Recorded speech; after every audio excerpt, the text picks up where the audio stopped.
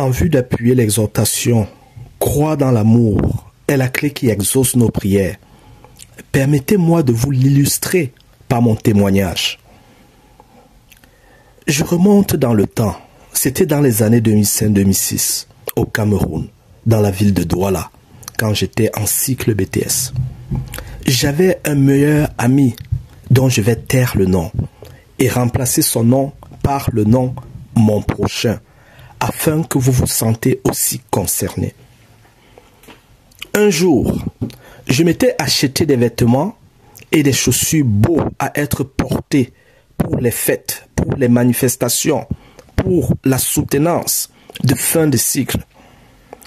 J'avais gardé ces choses jalousement dans ma chambre. Ma petite sœur, ayant vu ma joie sur ces vêtements et chaussures, vint dans ma chambre les prendre pour les cacher ailleurs, afin de s'amuser de ma réaction. Une fois dans ma chambre, je m'aperçus que mes vêtements et mes chaussures n'étaient plus.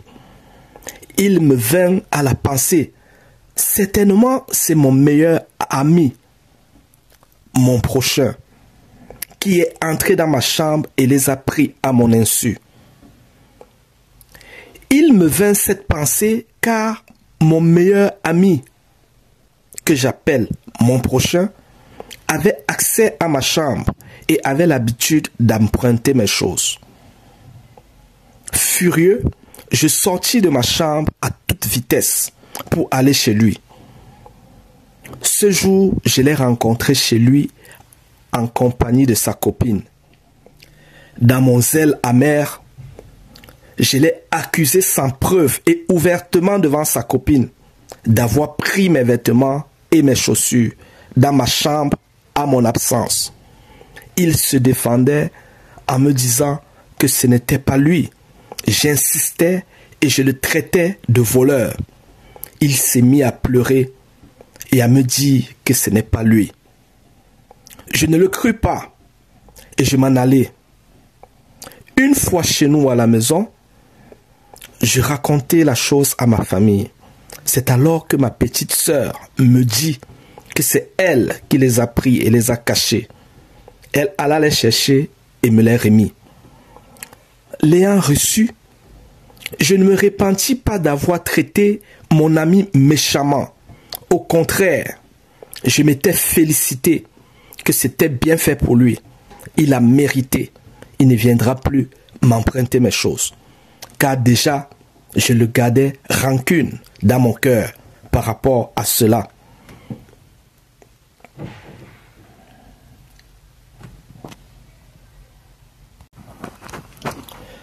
Dieu n'a pas tardé de me corriger en faisant venir sur moi le lendemain les situations similaires 3 fois plus éprouvantes. Au lendemain de l'incident, je me rendis à mon établissement universitaire où je rencontrai un camarade de classe avec qui je dialoguais. De mon retour de l'établissement dans mon quartier, je rencontrai un second ami avec qui je dialoguais de nouveau. À peine arrivé à la maison, mon camarade de classe m'appela et m'accusa d'avoir volé sa clé USB dans laquelle se trouvaient des données importantes relatives aux cours et aux projets de mémoire de soutenance. Il m'accusa en me disant que c'est après mon départ que sa clé avait disparu. Comme cela ne suffisait pas, mon second ami que j'ai rencontré dans la journée vint à son tour en hâte me rencontrer à la maison et dit que son téléphone commercial avec lequel il vend les appels et fait les transferts de crédit avait disparu après mon départ. Je lui dis que je n'ai ni vu ni pris son téléphone. Il insista. Je me fouillais devant lui en lui disant la même chose. Il s'en alla et me laissa. Oui, il s'en alla et me laissa. Le lendemain, je me rendis à mon lieu de stage en vue de l'élaboration de ma thèse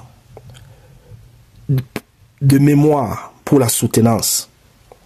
Dès mon retour de mon lieu de stage, le directeur de l'entreprise m'appela et m'accusa d'avoir volé les webcams et la clé USB d'une étudiante et que je dois immédiatement retourner les remettre. Sinon, ce sont les gendarmes qui viendront me chercher. Par ces 3 accusations, je fus troublé et effrayé. J'entrai dans ma chambre. Je fléchis les genoux pour prier le Seigneur Jésus de me secourir. En priant, j'entendis une voix claire dans mon cœur qui me dit à 2 reprises: qu'est-ce que tu as fait? Ah, il mentionne le nom de mon meilleur ami. Qu'est-ce que tu as fait? Ah, mon prochain. Qu'est-ce que tu as fait? Ah, mon prochain. Après l'avoir entendu, j'arrêtai de prier. Je sortis de ma chambre en hâte et alla rencontrer mon meilleur ami, mon prochain.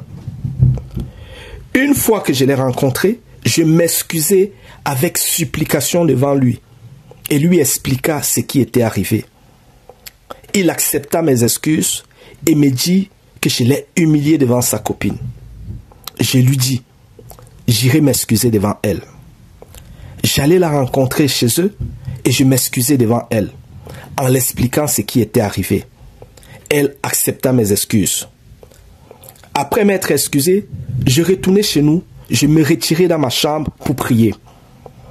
Au cours de la prière, je sentais une paix envahir mon cœur et je m'endormis. Le lendemain matin, Dieu m'empêcha d'aller dans le lieu de stage et dans mon établissement. Je restai ce jour à la maison. Ce jour, Dieu me délivra des mains de ceux qui m'accusaient.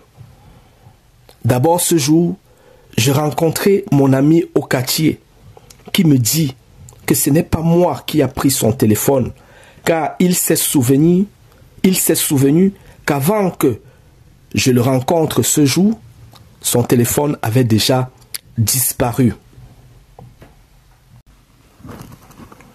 Puis, le même jour, j'ai reçu un appel téléphonique de l'entreprise où je faisais le stage. Le directeur s'excusa auprès de moi et me dit qu'on a attrapé le voleur en flagrant délit. Et il a avoué que c'était lui qui avait volé tout ce dont on m'accusait. Toujours le même jour, mon camarade de classe ne se plaignit plus de moi, car il avait retrouvé sa clé USB. Je retournai dans ma chambre ce jour.